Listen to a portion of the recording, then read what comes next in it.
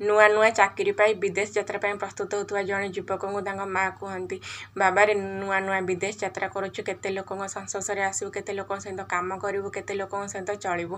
ସେଥିପାଇଁ ଲୋକମାନଙ୍କୁ ଜାଣି ପରଖି ଚିହ୍ନି ତାପରେ ଯାଇକି ତାଙ୍କ ସହିତ ସମ୍ପର୍କ ଆଗକୁ ବଢ଼େଇବୁ। ଲୋକମାନଙ୍କର ମିଠା ମିଠା କଥା ଶୁଣି ତାଙ୍କମାନଙ୍କ ସମ୍ପର୍କ ଆଗକୁ ବଢ଼େଇବା କୌଣସି ମୋତେ ଦରକାର ନାହିଁ। ମାଆଙ୍କର ଏ କଥା ଶୁଣି ପୁଅ ଉତ୍ତର ଦିଏ, ମା କ'ଣ ମିଠା ମିଠା କଥା କହୁଥିବା ଲୋକମାନଙ୍କ ସହିତ ସମ୍ପର୍କ ଆଗକୁ ନ ବଢ଼େଇ କ'ଣ ପିତା ମାନେ କଡ଼ା କଡ଼ା କଥା କହୁଥିବା ଲୋକମାନଙ୍କ ସହିତ ସମ୍ପର୍କ ଆଗକୁ ବଢ଼େଇବି? ମା କହନ୍ତି, ବାବାରେ ତୁ ଆଜି ପର୍ଯ୍ୟନ୍ତ ଏ ଦୁନିଆକୁ ଭଲସେ ଚିହ୍ନି ପାରିଲୁନୁ। ଏ ଦୁନିଆର ଲୋକମାନେ ଉପରକୁ ଯାହା ଦେଖାଯାଆନ୍ତି ପ୍ରକୃତରେ ଭିତରୁ ସେଇଆ ନଥାନ୍ତି। ବେଳେବେଳେ ମହୁ ପରି ମିଠା ମିଠା କଥା କହୁଥିବା ଲୋକମାନେ ମଧ୍ୟ ମହୁମାଛି ପରି ଦଂଶନ କରି ଶରୀରକୁ ଆଘାତ ପହଞ୍ଚାଇଥାନ୍ତି। କିନ୍ତୁ ବେଳେବେଳେ ନିମ ପରି ପିତା କଥା ବା କଡ଼ା କଡ଼ା କଥା କହୁଥିବା ଲୋକମାନେ ମଧ୍ୟ ଶରୀର ପାଇଁ ମହୌଷଧି ସାଜି ଶରୀରକୁ ସୁସ୍ଥ କରିବାରେ ସାହାଯ୍ୟ କରନ୍ତି। ଏ କଥା ସବୁବେଳେ ମନେ ରଖିଥିବୁ। ମିଠା ସବୁବେଳେ ଶରୀର ପାଇଁ କ୍ଷତିକାରକ ଅଟେ, ଆଉ ପିତା ସବୁବେଳେ ଶରୀର ପାଇଁ ହିତକର ଅଟେ।